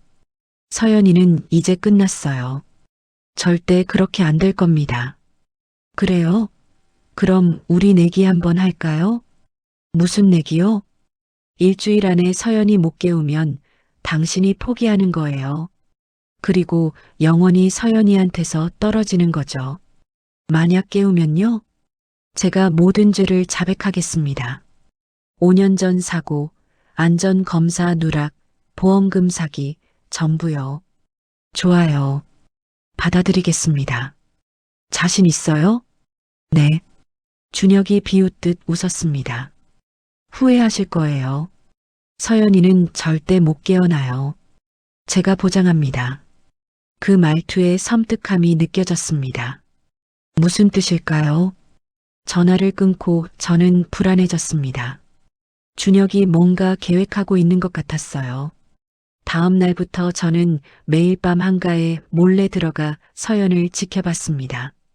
준혁이 무슨 짓을 할지 몰랐으니까요. 사흘째 밤 이상한 일이 있었습니다. 한밤중에 서연의 방 창문이 살짝 열려 있었어요. 저는 경계하며 방 안으로 들어갔습니다. 서연은 침대에서 자고 있었어요. 그런데 침대 옆 탁자 위에 물컵이 놓여 있었습니다. 평소에 없던 컵이었어요. 저는 컵을 가만히 들여다봤습니다. 물이 담겨 있었는데 바닥에 하얀 가루가 약간 가라앉아 있었어요. 수면제? 아니면 다른 약물? 저는 급하게 컵을 치웠습니다. 그리고 CCTV를 확인하려고 서재로 갔어요. CCTV 영상을 되돌려 보니 밤 11시쯤 누군가 창문으로 들어와 물컵을 놓고 나가는 모습이 찍혀 있었습니다. 얼굴이 선명하게 보였어요. 이준혁이었습니다. 저는 소름이 돋았습니다. 준혁이 서연에게 약물을 먹이려 했던 거예요. 어쩌면 치명적인 약물일 수도 있었습니다. 저는 급하게 영상을 저장했습니다. 증거가 될 수 있었으니까요. 그리고 경찰에 신고했습니다. 여보세요, 신고할 게 있습니다. 누군가 집에 침입해서 약물을 놓고 갔어요. 지금 어디세요? 주소를 알려드렸습니다. 30분 후 경찰이 도착했어요. 저는 CCTV 영상과 물컵을 보여드렸습니다. 경찰이 증거를 확보하고 물컵을 가져갔어요. 이 물을 분석해 봐야겠습니다. 혹시 범인이 누군지 아세요? 네, 이준혁이라는 사람입니다. 저는 준혁의 정보를 알려드렸습니다. 그리고 5년 전 사고에 대한 의혹도 말씀드렸어요. 경찰이 수첩에 기록했습니다. 알겠습니다. 조사해 보겠습니다. 다음 날 아침 경찰에게서 연락이 왔습니다. 강민준 씨, 물 분석 결과 나왔습니다. 뭐였어요? 수면제가 과다 투여되어 있었습니다. 이 정도 양이면 치명적일 수 있었어요. 저는 온몸에 소름이 돋았습니다. 준혁이 서연을 죽이려 했던 거예요. 이준혁 씨를 체포할 예정입니다. 증거가 확실하니까요. 감사합니다. 저는 안도했습니다. 이제 준혁은 끝이었어요. 하지만 중요한 건 서연이었습니다. 일주일이라는 시간이 이틀밖에 남지 않았어요.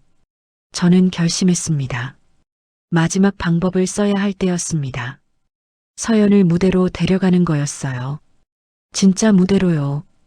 경찰에게 연락을 받은 다음 날 아침, 저는 박준석 선생님을 찾아갔습니다. 선생님, 제게 생각이 있어요. 무슨 생각이죠? 서연 씨를 무대로 데려가고 싶어요. 박 선생님이 놀란 표정을 지으셨습니다. 무대요? 그건 너무 위험해요. 서연 씨 트라우마가 바로 무대인데. 알고 있어요. 하지만 트라우마를 극복하려면 직면해야 한다고 하셨잖아요. 그렇긴 하지만 준비가 필요해요. 지금은 너무 급해요. 시간이 없어요. 이틀 안에 서연 씨를 깨우지 못하면 전 그녀를 영원히 잃게 됩니다. 박 선생님이 한참 고민하시더니 입을 열었습니다. 정말 위험한 도박이에요. 성공하면 서연 씨가 완전히 회복될 수도 있지만 실패하면 더 악화된다는 거 알아요. 하지만 해야 해요. 박 선생님이 깊은 한숨을 쉬셨습니다. 알겠습니다. 제가 도와드리죠. 하지만 안전장치를 마련해야 해요. 어떤 안전장치요? 제가 현장에 있겠습니다. 그리고 응급 약물도 준비할게요. 만약 서연 씨가 패닉 상태에 빠지면 즉시 진정시킬 수 있게요. 감사합니다. 저는 한 회장님께 전화를 드렸습니다. 회장님, 내일 서연 씨를 깨울 수 있을 것 같습니다. 어떻게요? 무대로 데려갈 겁니다. 작은 공연장이요. 미쳤어요? 무대가 서연이한테 가장 무서운 곳인데 알고 있습니다. 하지만 그렇기 때문에 거기서 극복해야 해요. 한 회장님이 한참 침묵하셨습니다. 민준 씨, 정말 확신이 있나? 네. 서연 씨를 믿습니다. 알겠네. 하지만 만약 서연이가 더 악화되면 그땐 정말로 끝이야. 알겠습니다. 저는 서울 외곽에 있는 작은 공연장을 예약했습니다. 50석 정도 되는 아담한 곳이었어요. 그랜드 피아노가 무대 중앙에 놓여 있었습니다. 다음 날 오후 저는 한가로 갔습니다. 한 회장님과 장모님께서 기다리고 계셨어요. 서연이는 준비됐어요. 장모님께서 걱정스러운 표정으로 말씀하셨습니다. 정말 괜찮을까요? 괜찮을 겁니다. 서연 씨를 믿어주세요. 저는 서연의 방으로 갔습니다. 서연은 침대에 누워 천장만 바라보고 있었어요. 서연 씨, 저예요. 민준이에요. 같이 나가요. 서연을 일으켜 옷을 입혔습니다. 서연은 인형처럼 순응했어요. 아무 저항도 하지 않았습니다. 차에 태워 공연장으로 향했습니다. 한 회장님 부부와 박 선생님도 따라오셨어요. 공연장에 도착했을 때는 저녁 6시쯤이었습니다. 해가 지기 시작하고 있었어요. 여기가 어디예요? 장모님께서 물으셨습니다. 작은 공연장이에요. 서연 씨가 처음 공연했던 곳과 비슷한 크기예요. 저는 서연을 안내해서 안으로 들어갔습니다. 무대 조명을 켰어요. 그랜드 피아노가 조명을 받아 빛나고 있었습니다. 서연의 눈동자가 미세하게 움직였습니다. 처음으로 반응을 보인 거예요. 서연 씨, 저 피아노 봐요. 서연이 피아노를 바라봤습니다. 표정은 여전히 무표정이었지만 뭔가 내면에서 변화가 일어나고 있는 것 같았어요. 저는 서연을 무대로 천천히 이끌었습니다. 한 계단, 한 계단 조심스럽게 올라갔어요. 무대 위에 올라서자 서연의 몸이 떨리기 시작했습니다. 괜찮아요. 제가 여기 있어요. 서연을 피아노 앞으로 데려갔습니다. 의자에 앉혔어요. 서연의 손이 심하게 떨리고 있었습니다. 얼굴이 창백해졌어요. 서연 씨, 손을 건반 위에 올려봐요. 서연이 천천히 손을 들어 올렸습니다. 하지만 건반에 닿기 직전에 멈췄어요. 괜찮아요. 천천히요. 그때 공연장 문이 벌컥 열렸습니다. 누군가 뛰어들어왔어요. 이준혁이었습니다. 당장 멈춰요. 준혁이 무대로 달려왔습니다. 저는 재빨리 서연 앞을 막아섰어요. 비켜요, 강민준 씨. 왜 여기 왔어요? 경찰이 찾고 있을 텐데요. 그래서 더 막아야죠. 서연이가 깨어나면 전 끝이에요. 준혁이 저를 밀치려 했습니다. 저는 버텼어요. 서연 씨한테 손대지 마세요. 저 여자가 깨어나면 5년 전 일이 다 밝혀져요. 제가 안전검사를 안 한 것, 보험금을 노린 것, 전부요. 준혁이 드디어 자백했습니다. 한 회장님이 객석에서 일어나셨어요. 네, 이놈. 정말 그랬구나. 죄송합니다, 회장님. 하지만 저도 살아야 해요. 준혁이 주머니에서 뭔가를 꺼냈습니다. 작은 주사기였어요. 이걸 서연이한테 주사하면 영원히 못 깨어나요. 미쳤어요. 저는 준혁에게 달려들었습니다. 주사기를 빼앗으려고 몸싸움을 했어요. 주사기가 바닥에 떨어졌습니다. 준혁이 다시 집으려 하는 순간 저는 그를 밀어냈어요. 준혁이 무대 바닥에 쓰러졌습니다. 저는 재빨리 주사기를 집어서 멀리 던졌어요. 이제 끝이에요. 경찰이 오고 있어요. 안 돼, 안 돼. 준혁이 절규하며 다시 일어났습니다. 그리고 서연에게 달려들었어요. 차라리 서연이를 죽여버리겠어. 그 순간이었습니다. 서연이 갑자기 일어났습니다. 눈빛이 살아났어요. 준혁. 서연의 목소리가 무대에 울려 퍼졌습니다. 또렷하고 강한 목소리였어요. 준혁이 멈칫했습니다. 서연을 바라봤어요. 서연아, 5년 전 그날 당신이 날 죽이려 했다는 거 다 기억해. 서연이 한 걸음씩 준혁에게 다가갔습니다. 눈빛이 더 이상 텅 비어 있지 않았어요. 분노와 슬픔과 결연함이 가득했습니다. 안전검사를 안 한 거, 보험금을 노린 거, 무대가 무너지는데 날 두고 도망친 거 다 알아. 서연아, 그건 변명하지 마. 난 5년 동안 지옥에서 살았어. 당신 때문에. 서연의 목소리가 떨렸습니다. 하지만 강했어요. 하지만 이제 깨어났어. 그리고 다시 시작할 거야. 서연이 피아노 쪽으로 돌아섰습니다. 그리고 의자에 앉았어요. 서연아, 하지 마. 준혁이 소리쳤지만 서연은 멈추지 않았습니다. 손을 들어 올렸어요. 그리고 천천히 건반 위에 내려놓았습니다.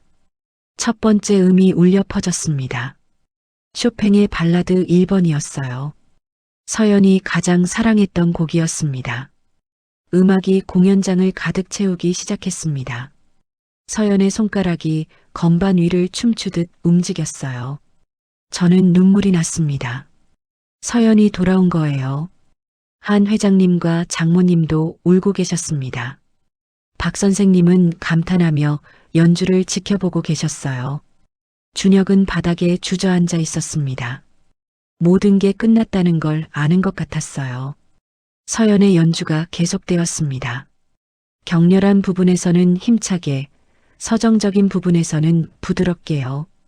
5년 만에 다시 무대 위에 선 서연이었습니다. 그리고 완벽한 연주였어요. 곡이 클라이맥스에 도달했습니다. 서연의 손가락이 건반을 힘차게 내리쳤어요. 웅장한 화음이 울려 퍼졌습니다. 그리고 마지막 음이 길게 이어지다가 사라졌습니다. 정적이 흘렀습니다. 서연이 천천히 손을 내렸습니다. 그리고 고개를 들어 저를 바라봤어요. 미소를 짓고 있었습니다. 눈에는 눈물이 가득했지만 행복한 눈물이었어요. 저는 무대로 뛰어 올라갔습니다. 서연을 꼭 안았어요. 서연 씨, 돌아왔어요. 정말 돌아왔어요. 응, 돌아왔어. 민준 씨 덕분에. 서연이 제 품에서 울기 시작했습니다. 5년 동안 참았던 눈물을 모두 쏟아내는 것 같았어요. 저도 함께 울었습니다. 기쁨과 안도의 눈물이었어요. 한 회장님과 장모님이 무대로 올라오셨습니다. 서연을 끌어안고 함께 우셨어요. 서연아, 우리 딸. 엄마, 아빠 미안해요. 걱정 많이 끼쳐드렸죠. 아니다. 내가 돌아와서 다행이야. 가족이 무대 위에서 서로를 껴안고 울었습니다. 그때 경찰이 도착했습니다. 여러 명의 경찰관이 공연장으로 들어왔어요. 이준혁 씨죠? 네. 주거 침입, 살인 미수 혐의로 체포합니다. 경찰이 준혁에게 수갑을 채웠습니다. 준혁은 고개를 떨어뜨린 채 끌려갔어요. 준혁. 서연이 준혁을 불렀습니다. 준혁이 돌아봤어요. 5년 전엔 당신이 날 버렸지만 이젠 내가 당신을 버릴 차례야. 안녕. 서연의 목소리는 차갑지만 담담했습니다. 더 이상 준혁에게 미련이 없다는 뜻이었어요. 준혁이 끌려나가고 공연장에는 저희 가족만 남았습니다. 서연이 다시 피아노 앞에 앉았습니다. 한 곡 더 쳐도 될까요? 물론이지. 한 회장님께서 웃으며 대답하셨습니다. 서연이 이번에는 다른 곡을 연주하기 시작했습니다. 드뷔시의 달빛이었어요. 부드럽고 아름다운 선율이 흘러나왔습니다. 마치 오랜 어둠을 지나 마침내 달빛을 보는 것 같았어요. 저는 객석에 앉아 서연을 바라봤습니다. 무대 위의 서연은 정말 아름다웠어요. 빛나고 있었습니다. 연주가 끝나자 저희 모두 박수를 보냈습니다. 서연이 일어나서 인사했어요. 감사합니다. 여러분 덕분에 다시 무대에 설 수 있었어요. 서연이 무대에서 내려와 제게 다가왔습니다. 민준 씨. 네. 고마워요. 날 포기하지 않아줘서. 전 절대 포기할 수 없어요. 서연 씨를 사랑하니까요. 나도 사랑해요. 서연이 처음으로 자기 입으로 사랑한다고 말했습니다. 제 가슴이 뛰었어요. 정말요? 응. 처음엔 몰랐어. 내가 어린아이로 지낼 때도 민준 씨가 옆에 있으면 안심이 됐거든. 그게 사랑이었나 봐. 저도 처음엔 의무감이었어요. 하지만 서연 씨를 알아가면서 진심으로 사랑하게 됐어요. 저희는 서로를 바라보며 미소 지었습니다. 한 회장님이 다가오셨습니다. 민준 씨, 미안했네.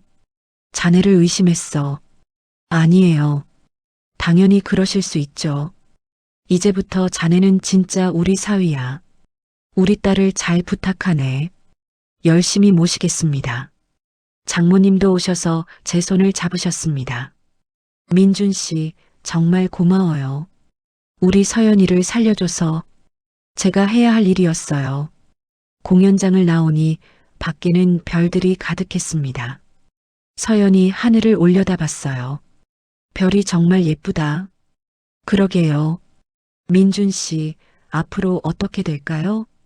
좋은 일만 있을 거예요. 두렵기도 해요. 다시 무대에 서는 거 괜찮아요. 제가 옆에 있잖아요. 그래. 민준 씨가 있으니까 괜찮을 것 같아. 서연이 제 손을 꼭 잡았습니다. 따뜻한 손이었어요. 저희는 함께 차에 올라타고 집으로 향했습니다. 새로운 시작을 향해서요. 무대는 더 이상 서연에게 두려운 곳이 아니었습니다. 이제는 서연이 빛날 수 있는 곳이었어요. 그리고 저는 언제나 그 옆에서 서연을 지킬 거예요. 창밖으로 도시의 불빛들이 반짝이고 있었습니다. 서연이 제 어깨에 머리를 기댔어요. 민준 씨, 응? 행복해. 저도요. 정말 행복했습니다. 계약으로 시작된 결혼이었지만 이제는 진짜 사랑이 되었으니까요. 그리고 서연은 다시 음악을 되찾았습니다. 5년 동안 잃어버렸던 자신을요. 저희의 이야기는 이제 시작이었습니다. 앞으로 더 아름다운 날들이 기다리고 있을 거예요. 6개월이 지났습니다. 그동안 정말 많은 일이 있었어요. 이준혁은 재판을 받았습니다. 주거 침입, 살인 미수, 5년 전 안전검사 누락과 보험금 사기까지 모든 혐의가 인정되었어요. 징역 8년을 선고받았습니다. 더 이상 저희를 괴롭힐 수 없게 되었죠.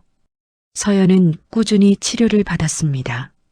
박준석 선생님과 정기적으로 상담했고 트라우마도 많이 극복했어요. 여전히 가끔 악몽을 꾸긴 했지만 예전처럼 심하지는 않았습니다. 그리고 무엇보다 서연은 다시 피아노를 치기 시작했습니다. 처음에는 집에서만 조금씩 연습했어요. 30분, 1시간, 점점 시간을 늘려가며요. 손가락의 감각이 돌아오고 잃어버렸던 기교도 하나씩 되살아났습니다. 민준 씨, 들어봐요. 서연이 거실에서 저를 불렀습니다. 피아노 앞에 앉아 있었어요. 쇼팽 에티드 아프 10로 사치려고 해요. 예전엔 쉬웠는데 지금은 좀 어렵네요. 천천히 하면 돼요. 서연이 연주를 시작했습니다. 빠른 템포의 어려운 곡이었어요. 처음에는 조금 버벅거렸지만 점점 속도가 붙기 시작했습니다. 음표들이 폭포수처럼 쏟아져 내렸습니다. 서연의 손가락이 건반 위를 날아다녔어요. 곡이 끝나자 서연이 환하게 웃었습니다. 해냈어. 예전 실력의 80%는 되찾은 것 같아요. 대단해요. 저는 박수를 쳤습니다. 정말 자랑스러웠어요. 3개월쯤 지났을 때 서연에게 작은 제안이 들어왔습니다. 대학로에 있는 작은 음악당에서 자선음악회를 여는데 참여하지 않겠냐는 거였어요. 민준 씨, 어떻게 생각해요? 서연 씨가 원하면 해야죠. 무섭긴 한데 이제 극복해야 할 것 같아요. 제가 옆에 있을게요. 서연이 제안을 받아들였습니다. 그리고 준비에 들어갔어요. 매일 6시간씩 연습했습니다. 쇼팽, 리스트, 드빗이 다양한 곡들을 준비했어요. 손가락이 아파요. 쉬어야죠. 아니야.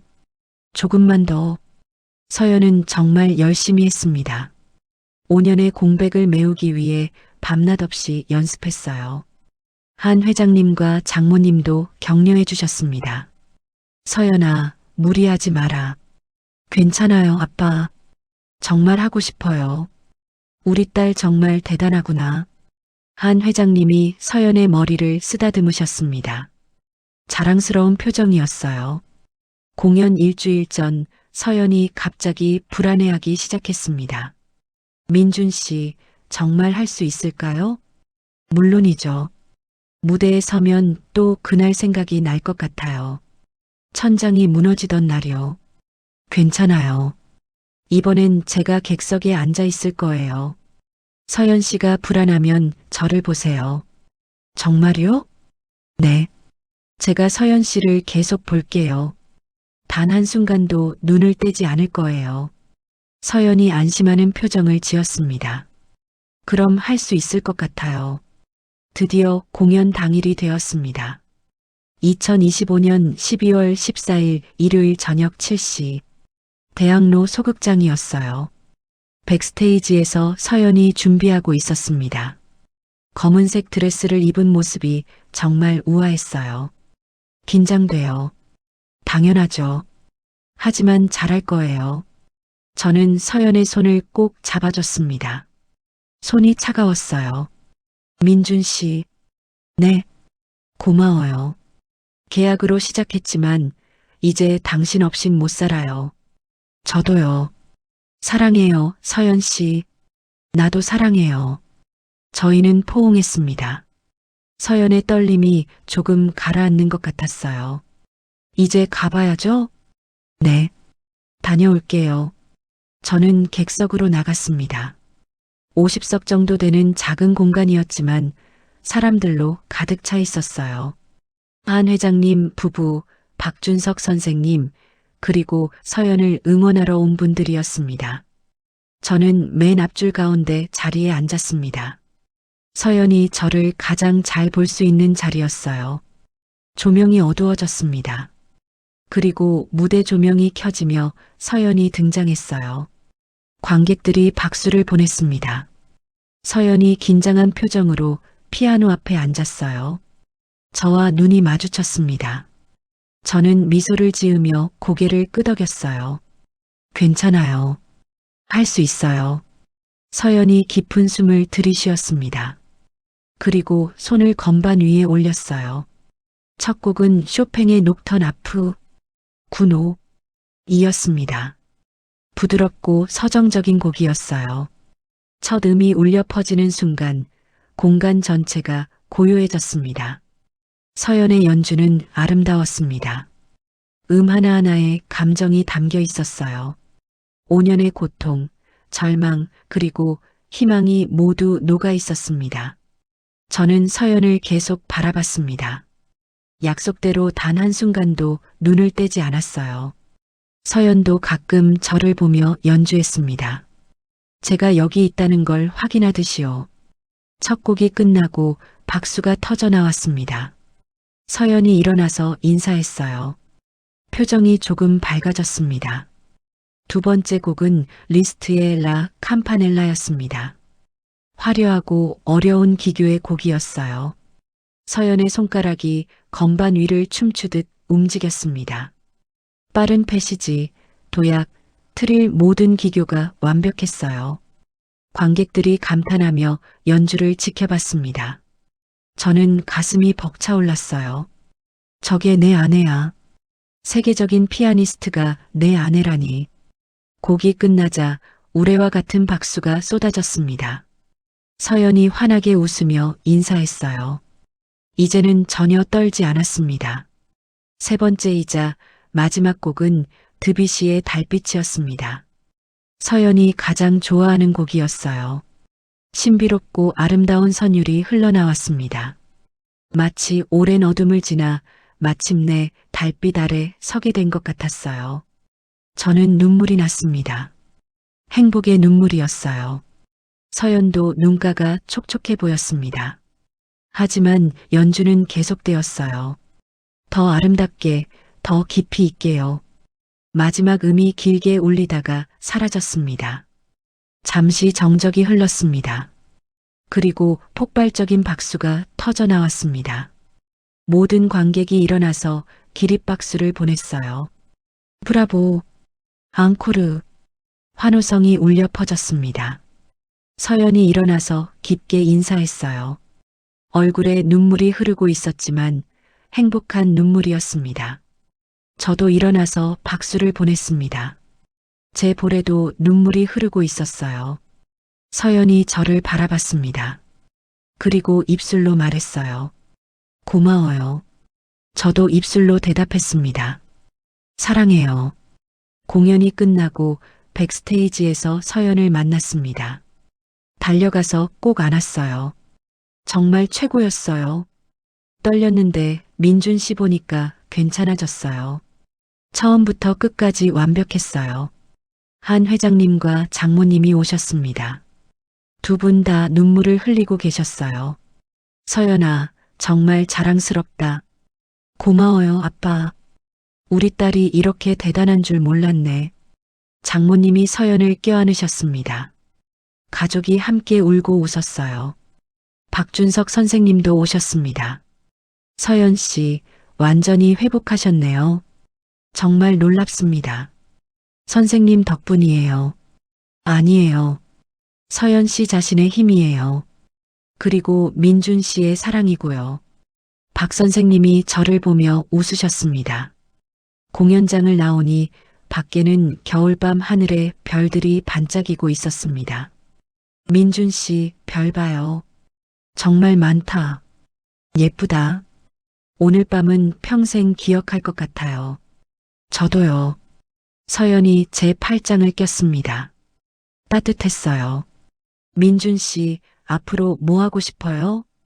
서연 씨랑 계속 함께 있고 싶어요. 나도. 그리고 계속 피아노 치고 싶어. 그래요.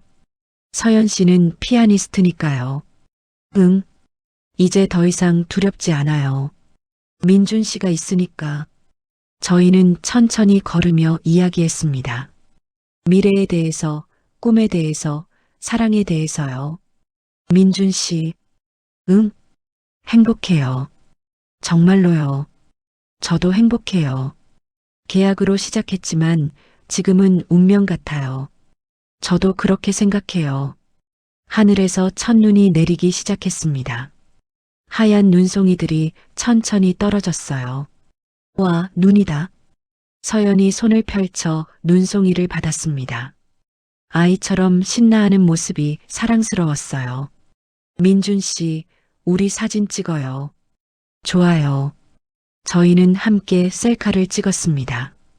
눈 내리는 밤, 행복한 미소를 짓는 두 사람이 사진 속에 담겼어요. 집으로 돌아가는 차 안에서 서연이 말했습니다. 민준 씨, 다음 달에 큰 공연장에서 공연 제의가 들어왔어요. 정말요? 응. 세종문화회관이래요. 할까요? 서연 씨가 원하면 당연히 해야죠. 그럼 할래요. 이번엔 민준 씨를 위한 곡도 연주하고 싶어요. 저를 위한 곡이요? 응. 사랑을 담은 곡이요. 서연이 수줍게 웃었습니다. 저는 서연의 손을 꼭 잡았어요. 집에 도착해서 거실에 앉았습니다. 따뜻한 차를 마시며 오늘 공연을 되돌아봤어요. 민준 씨, 오늘 무대에서 민준 씨 보면서 생각했어요. 뭐요? 이 사람이 내 인생을 바꿨구나. 40억 빚 때문에 만났지만 그게 축복이었구나. 저도 그래요. 처음엔 의무감이었지만 서연 씨를 만난 건 제 인생 최고의 행운이에요. 우리 정말 잘 될 거죠? 당연하죠. 이미 잘 되고 있잖아요. 서연이 제 어깨에 머리를 기댔습니다. 저는 서연을 안아줬어요. 창밖으로 눈이 계속 내리고 있었습니다. 세상이 하얗게 변해가고 있었어요. 민준 씨, 응? 사랑해요. 저도 사랑해요. 저희는 서로를 꼭 안고 있었습니다. 따뜻했어요. 계약으로 시작된 결혼이었습니다. 40억이라는 빚 때문에 만났죠. 서연은 바보인 척했고 저는 의무감으로 다가갔어요. 하지만 이제는 달랐습니다. 진짜 사랑이 되었으니까요. 서연은 다시 피아니스트가 되었습니다. 트라우마를 극복하고 무대에 섰어요. 그리고 앞으로 더 큰 무대가 기다리고 있었습니다. 저는 서연의 남편이 되었습니다. 그저 계약상 남편이 아니라 진심으로 사랑하는 남편이요. 준혁은 처벌받았고 저희를 더 이상 괴롭힐 수 없게 되었습니다. 모든 게 제자리를 찾았어요. 민준 씨, 내일은 뭐해요? 서연 씨랑 데이트 어때요? 좋아요. 어디 갈까요? 서연 씨가 좋아하는 곳으로 가요. 그럼 한강 가요. 눈 내린 한강 보고 싶어요. 좋아요. 저희는 내일에 대해 이야기했습니다. 행복한 내일, 함께할 내일에 대해서요. 밤이 깊어졌습니다. 서연이 먼저 잠들었어요. 평온한 얼굴이었습니다. 저는 서연을 바라보며 생각했습니다. 정말 다행이다. 서연 씨를 포기하지 않아서. 창밖에 눈은 여전히 내리고 있었습니다. 세상을 하얗고 깨끗하게 덮으며요. 새로운 시작이었습니다. 서연과 저의 진짜 이야기가 이제 시작되는 거였어요. 그리고 저는 확신했습니다. 우리는 행복할 거예요. 영원히요. 여기는 듣고 싶은 이야기였습니다. 사연의 주인공을 위한 따뜻한 말씀 댓글로 남겨주세요. 여러분의 오늘을 늘 응원합니다.